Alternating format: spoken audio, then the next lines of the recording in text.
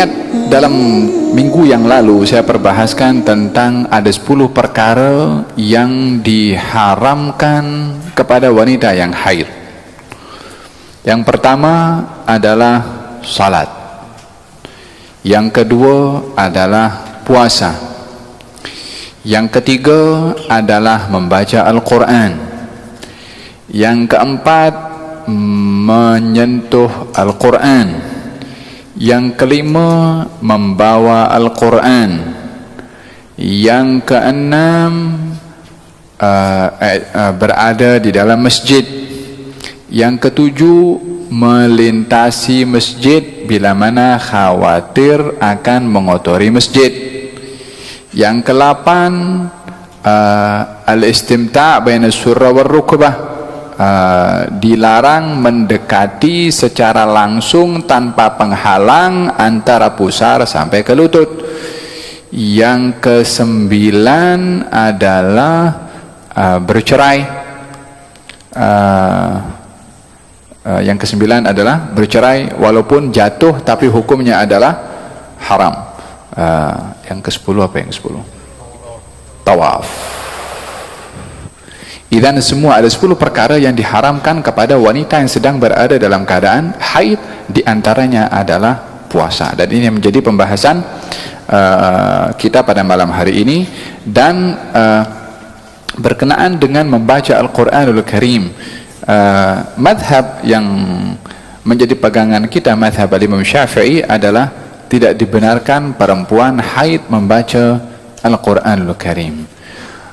Walaupun ianya bukan menjadi kesepakatan semua ulama, disebabkan oleh karena cara pengambilan dalil dan sandaran dalil ulama berbeza. Sandaran ulama madhab Imam Syafi'i yang mengatakan membaca Al-Quran bagi wanita haid tidak dibenarkan adalah bersandarkan daripada hadis daripada Imam Ad-Darimi yang mengatakan 4 perkara yang tidak diperbolehkan kepada orang yang berada dalam keadaan haid. Di antaranya adalah membaca Al-Quran Al-Karim, dan juga dalam hadis Imam Ad-Darimi.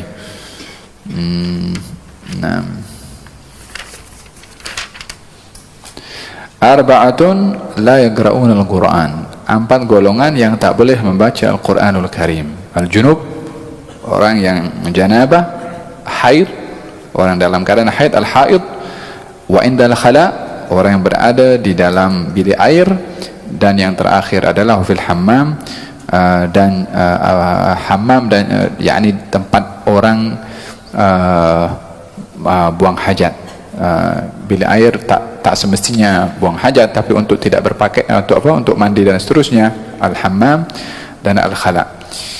Idzan tidak dibenarkannya membaca Al-Quran dalam 4 keadaan itu disandarkan oleh Imam Ad-Darimi. Dan ada hadis yang lain yang menguatkan, walaupun hadis itu kedudukannya adalah dhaif, yaitu la yaqra atau la taqra al-haid wal junub syai'an min al-Quran. Orang yang dalam keadaan haid dan juga berada dalam keadaan junub tidak dibenarkan membaca Al-Quran Al-Karim.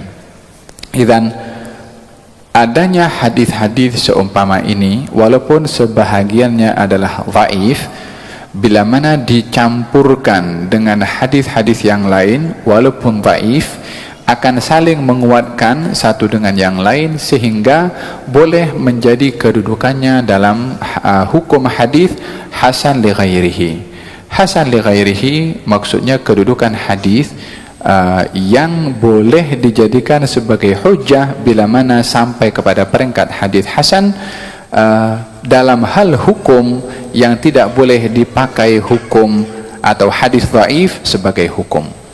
Jadi hadis dhaif untuk hukum tidak diperbolehkan, untuk fadailul a'mal diperbolehkan. Bila mana hadis dhaif itu banyak turuknya, jalannya menguatkan satu dengan yang lain, sehingga hadis itu bukan lagi menjadi dhaif, naik kedudukannya, namanya hasan li ghairihi. Bila mana kedudukannya hasan li ghairihi, maka untuk dijadikan hukum-hukum yang seperti masalah ini boleh dijadikan sebagai satu sandaran hukum di dalam larangan bagi mereka haid membaca Al-Quran Al-Karim. Adapun pandangan yang lain seperti mazhab Imam Malik dan juga pandangan-pandangan yang lain memberikan alasan bahwasanya orang dalam keadaan haid boleh juga membaca Al-Quran. Apa sebab? Ya, sebab Siti Aisyah waktu dalam keadaan haid, sementara beliau itu sedang memakai ihram, kemudian Nabi tanya ketika nampak Siti Aisyah, sebagaimana dalam hadis yang lalu kan saya bahaskan, Nabi masuk kemah nampak Siti Aisyah menangis, kemudian kata Nabi, anafisti, engkau berada dalam keadaan haid? Kata Siti Aisyah mengatakan ya.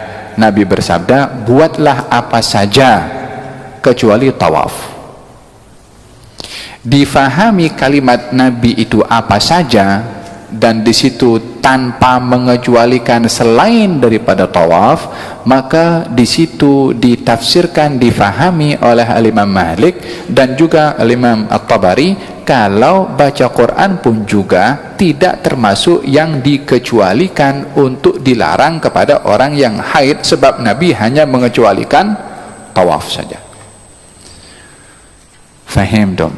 Kesemuanya kembali kepada cara memahami, kembali kepada cara memahami.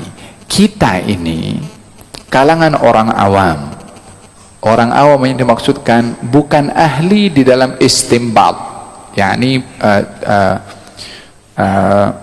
belum layak untuk nak menjadikan pandangan-pandangan seperti ini untuk dikuatkan satu dengan yang lain tanpa kita mempunyai alat-alat untuk nak menguatkan dua pandangan ini. Jadi bagi kita yang berpegang kepada mazhab Imam Syafi'i, hendaklah berpegang juga tetap kepada pandangan mazhab Imam Syafi'i, walaupun ada pandangan yang lain yang mungkin benar, tetapi supaya tidak nampak kita ini macam mazhab roja. Tahu mazhab roja? Mazhab yang senang campur aduk semua. Dalam hal ini susah mazhab Syafi'i ini, tak perlu bermadhab pun, kita terus kepada Quran dan Sunnah saja. Quran tak ada, ini hadisnya dhaif, awak kata dhaif. Menurut mazhab Syafi'i mungkin pengikutnya mengatakan tidak dhaif. Falhasil akan masuk kepada satu peringkat niza', perselisihan yang tiada penghujungnya, sementara kita belum memenuhi persyaratan untuk menguasai pelbagai macam ilmu yang memahami tentang tariqatul istidlal, cara untuk nak mengambil hukum daripada hadis-hadis itu. Idzan, kembali kepada pokok permasalahan, madhab kita, madhab Imam Syafi'i mengatakan atau berpandangan tidak dibenarkan orang dalam keadaan haid untuk membaca Al-Quran